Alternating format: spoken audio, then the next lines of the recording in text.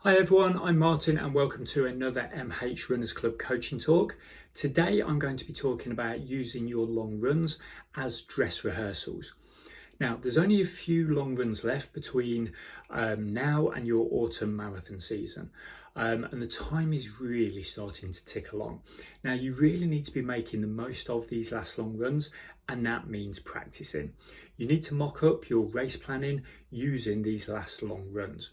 Your last few long runs are the best time to test everything out before race day, and there is a surprising amount of things that we do need to check out.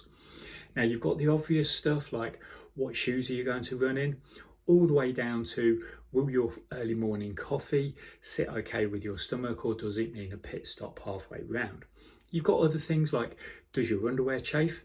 Do your socks wrinkle and give you blisters? Ideally, you need to test everything. If it works, brilliant, keep it. If it doesn't, change it. If it was just okay, see if you can tweak it to make it better. Now, where do we start? Okay, I'm going to give you a few ideas, and I'm going to start with number one, okay, kit. Now, this seems really obvious, but it is obviously the biggest. Now, test everything, right down to your underwear.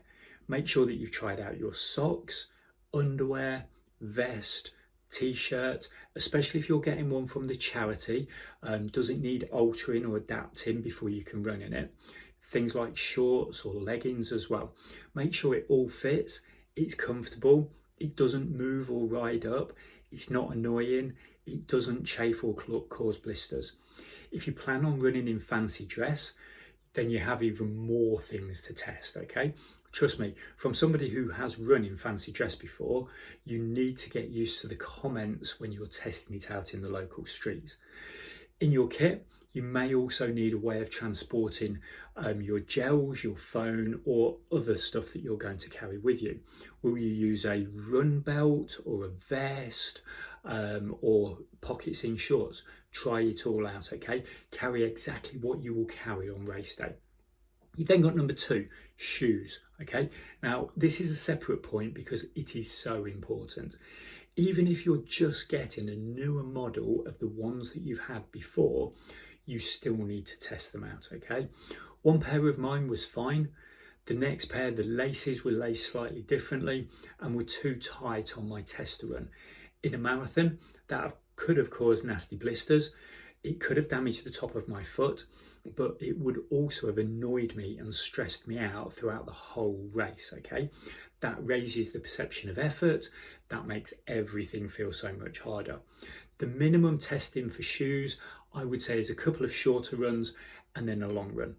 I'd say that the best marathon shoes will probably have around 50 miles in them before you start the race.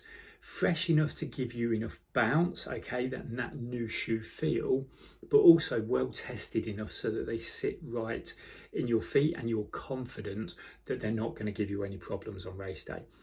Also, don't stress if you haven't got new trainers for race day, okay? I've ran marathons in trainers with over 400 miles on them because they were my most comfortable trainers. If you're running 26.2 miles, you've got to be comfortable. As long as they're in a good condition, okay, they are usable for you on race day. You've got number three, okay, pre-run fueling. Now this can take two forms: increasing carbs prior to the long run and also the breakfast before the long run. Now I recommend my clients do sort of a single day carb load before their long runs so that they have an idea of what they can tolerate, what makes them feel good, and what might make them feel a bit sluggish. For breakfast, you should test your pre-run breakfast a few times over the next few weeks if you haven't already been testing it. Know what your stomach can tolerate, okay? Know that everything that you have works for you. Does a pre-run coffee cause a mid-run pit stop? On at least one of your long runs, it's worth trying to run at the same time of day as your race starts so that you can get your breakfast timings right. Replicate the timings and see how your breakfast works for you on your long run. Don't forget to consider any travel plans that you have on race day. If you're staying in a hotel, what will be available where you're staying, and how will you fuel on race day morning. If you have to travel to the race on the day, at what point will you fuel? Get all of those things planned and practiced on your long runs. Number 4, fueling strategy. Now this is so important, and it's what so many people that aren't coached get wrong. Make sure that you know what you will be taking at different stages in the race, and that you have tested it all in the order that you're going to take it on race day.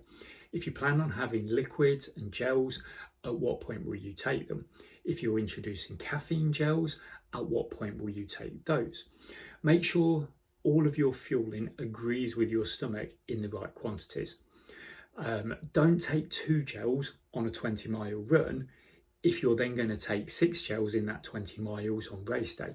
You need to make sure that your stomach can tolerate them all. You may need to vary or alternate flavours to make sure that you can still take them all in later in the race. There is something called taste fatigue, where we get fed up of the same flavours over and over again. So vary what you have and save your favourite flavours until the latter parts of the race, so you're more likely to take them. And whilst I don't necessarily rely on gels available on race day, just in case for any reason they run out maybe, if you do plan to do so, make sure that you've tried and tested those on your practice runs as well. Also consider how you're going to carry your fueling and how you'll remember to take them at the right points. So again, this goes back to the kit and gel belts, or putting them in your pockets, things like that. But are you going to write on your arm at what point to take your gels? Are you going to highlight them on a pace band or set an alarm on your watch or your phone? Okay, you need to make sure that you've got it clear when you're going to take them. Then got number 5, hydration. This is as important as fueling. Make sure that you know where the water stops are on race day, and if you need water with your gels, that your gel timings and water stops coincide.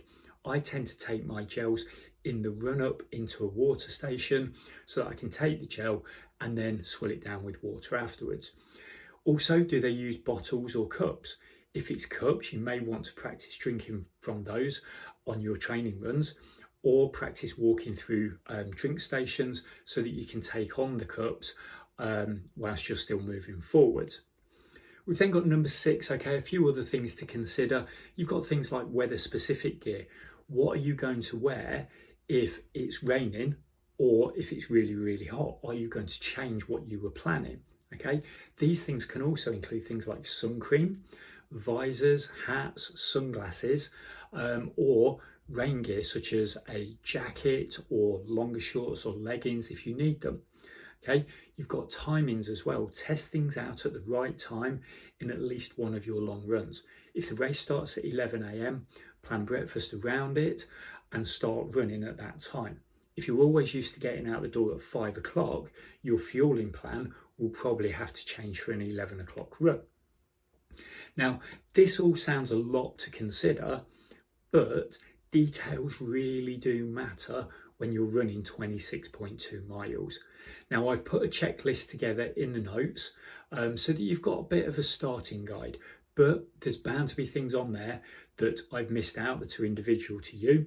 So try it all in advance, and it will take some of the stress out of race day when you know and you've got everything planned ahead. Don't forget, keep what works for you, change what doesn't work. Please let me know in the comments below if there's anything else that I've missed out, any other way that you practice things before race day, and also as we go forward, let me know how your dress rehearsals go. Thank you for watching today. Take care, have a really good week of running, and I will see you next Monday for another coaching talk. Take care and goodbye.